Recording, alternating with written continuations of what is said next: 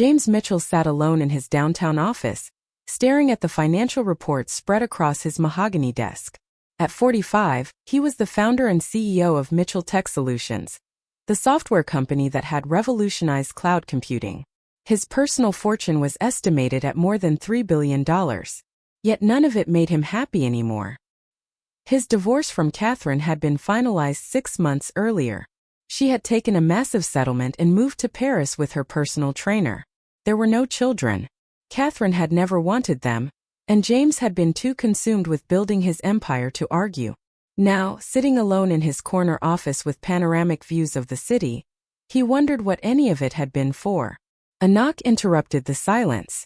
His assistant stepped inside carefully. "Mr. Mitchell, your car is ready for the charity board meeting." James didn't even look up. "Cancel it." She blinked in surprise. "Sir, cancel everything for the next week." That shocked her even more. James Mitchell never canceled anything. "Are you feeling all right?"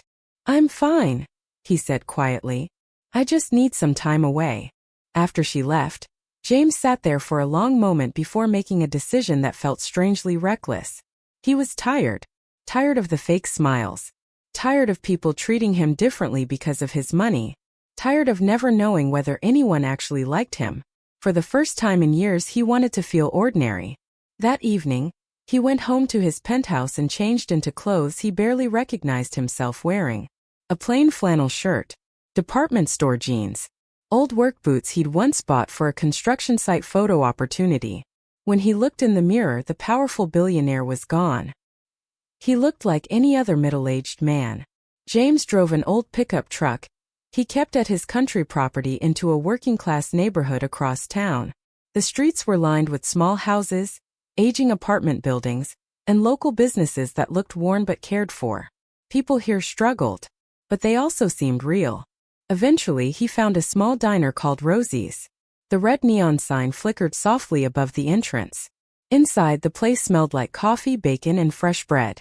The booths were old, the floors slightly scratched, but the diner felt warm in a way his luxury penthouse never had. James slid into a corner booth. A waitress approached him a moment later. She looked to be in her early 30s, with blonde hair tied back in a ponytail. Her white t-shirt had a few stains on it, and exhaustion showed clearly on her face. But her smile was genuine. "Welcome to Rosie's," she said warmly. "What can I get you?" "Just coffee for now." "Coming right up." As she moved through the diner, James watched the easy way she interacted with people.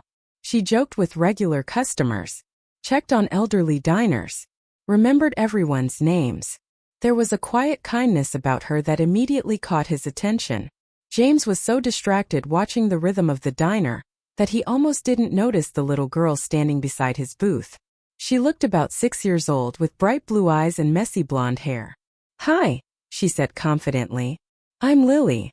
James smiled. "Hello, Lily. I'm James. Are you new here?" "Yes. I thought so. I know everybody who comes here." James chuckled. "Do you come here a lot?" "I practically live here," she said matter-of-factly. "Well, not really. But my mom works here." She pointed proudly toward the waitress. "That's her. She seems very nice." "She's the best mom in the world," Lily said instantly. The sincerity in her voice hit James harder than he expected. At that moment, the waitress noticed Lily talking to him and hurried over. "Lily, honey, don't bother the customers."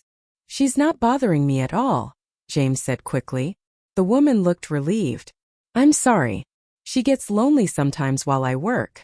"It's really fine." She smiled softly. "I'm Emily." James nodded. "Nice to meet you." Over the next several days, James found himself returning to Rosie's again and again. At first, he told himself it was because the diner felt peaceful. But deep down, he knew it was because of Emily and Lily. Little by little, he learned their story. Emily was raising Lily alone. The child's father had disappeared when Lily was still a baby. Emily worked double shifts whenever possible, trying desperately to build a better future for her daughter.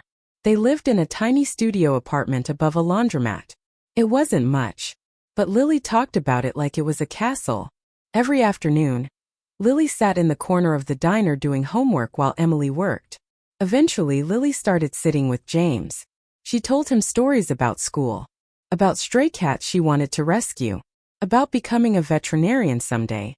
One afternoon, Lily suddenly asked, "Do you have kids?" James hesitated. "No. Why not?" Emily appeared beside the table carrying coffee. "Lily, that's personal." But James shook his head. "It's all right." He looked at Lily honestly. "I was too busy working. I thought I had plenty of time. And then one day, I realized I didn't." For a brief moment, Emily met his eyes. There was understanding there. "It's never too late," she said softly.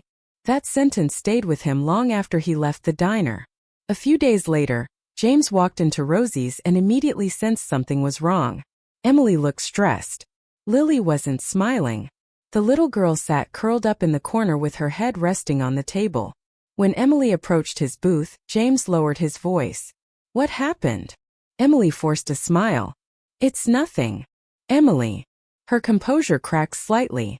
"She's been running a fever for 2 days," she admitted quietly.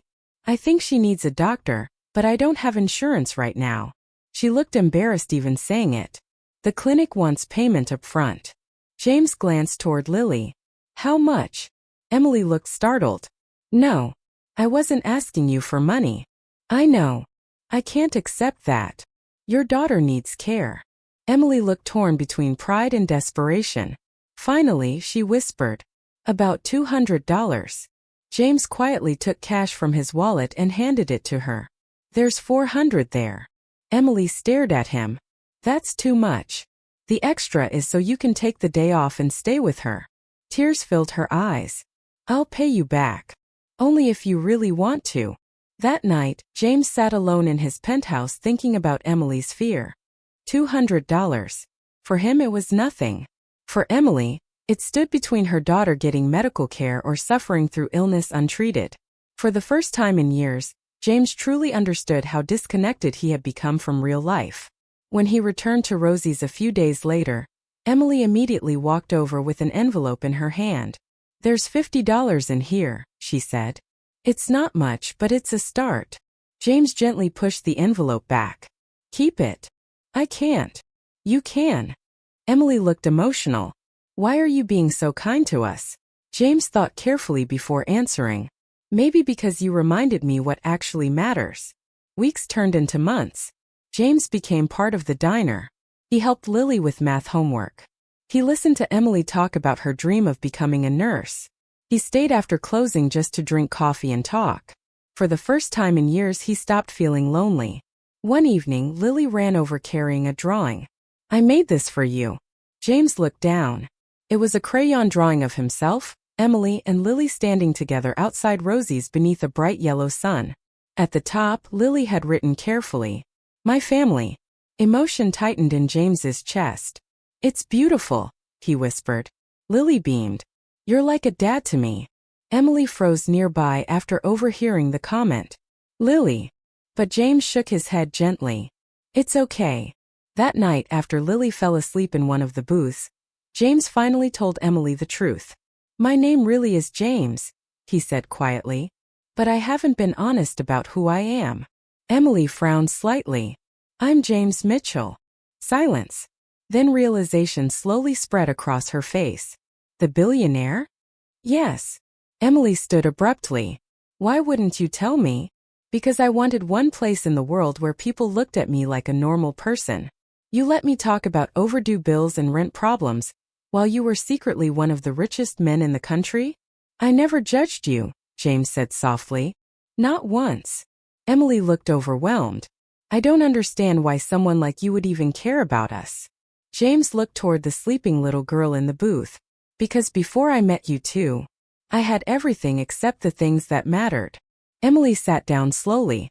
James continued, "You and Lily changed something in me.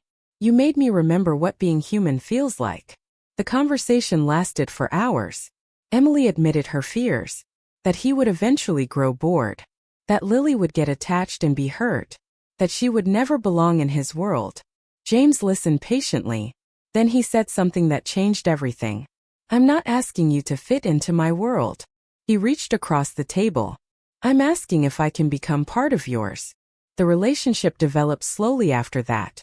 Emily stayed cautious, but James stayed consistent.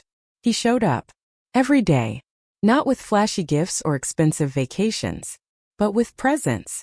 He attended Lily's school events, helped Emily enroll in nursing classes, made pancakes on Sunday mornings. When the apartment building they lived in was condemned, James bought them a modest home in the same neighborhood. Not a mansion, a real home. Warm, safe, comfortable. A year and a half after James first walked into Rosie's, he and Emily were married in a small ceremony inside the diner. Lily proudly served as flower girl. Rosie cried through the entire ceremony while taking hundreds of blurry photographs. 6 months later, James officially adopted Lily. When the judge asked whether she wanted James to become her legal father, Lily answered instantly, "He's already my dad. This just makes it official." Years later, James often thought back to the lonely man who had walked into that diner searching for something he couldn't name. What he found was far greater than success. He found family. One quiet evening, Lily, now older and preparing a school essay, looked up from the living room couch. "What made you come into the diner that day?" James smiled thoughtfully. "I think I was lost."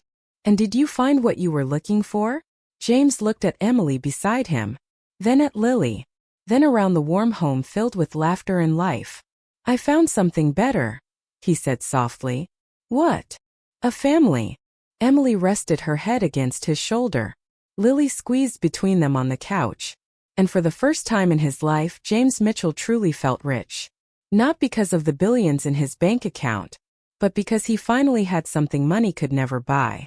People who loved him simply for who he was.